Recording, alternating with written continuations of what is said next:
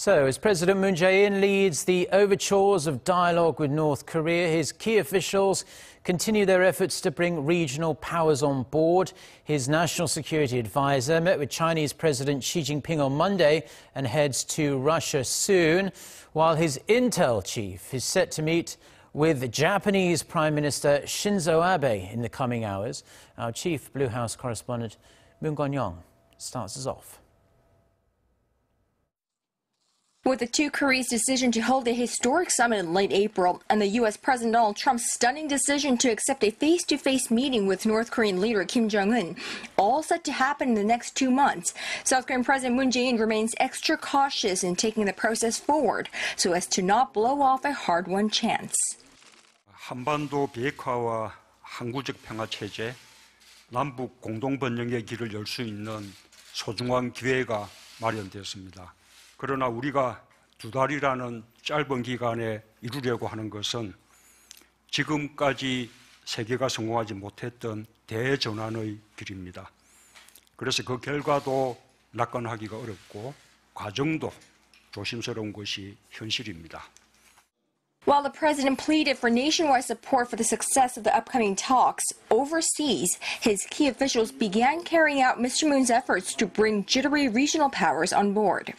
In Beijing, President Moon's national security advisor Chung Eui-yong sat down with Chinese President Xi Jinping for 35 minutes on Monday as a parallel delegation headed to Tokyo to brief Japanese officials on the attempts to open talks with Pyongyang on its nuclear and missile program. The Chinese leader told the South Korean official that China is on the same page with Seoul and that he hopes for a smooth inter-Korean summit while giving credit to the South for great progress in getting North Korea and the U.S. to agree to dialogue. President Moon's chief envoy praised the role of China and President Xi in nudging North Korea toward denuclearization and getting Pyongyang and Washington to agree to talks. Chung will travel to Russia on Tuesday to bring Russian officials up to speed.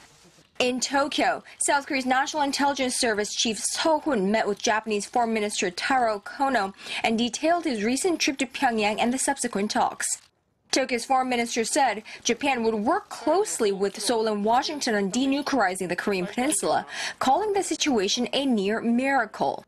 So is scheduled to meet with Japanese Prime Minister Shinzo Abe and Chief Cabinet Secretary Yoshihide Suga before returning to Seoul on Tuesday. The South Korean president says the fate of this country and the Korean Peninsula hangs on how things are handled in the next 2 months, this opportunity that has landed in the world's hands like a miracle. And amid lingering uncertainty and anxiety running through the minds of all those involved in this process, experts warn you can never be too careful in a delicate situation like this, and don't count your summits until they're hatched. Moon Connyoung, Arirang News, the Blue House.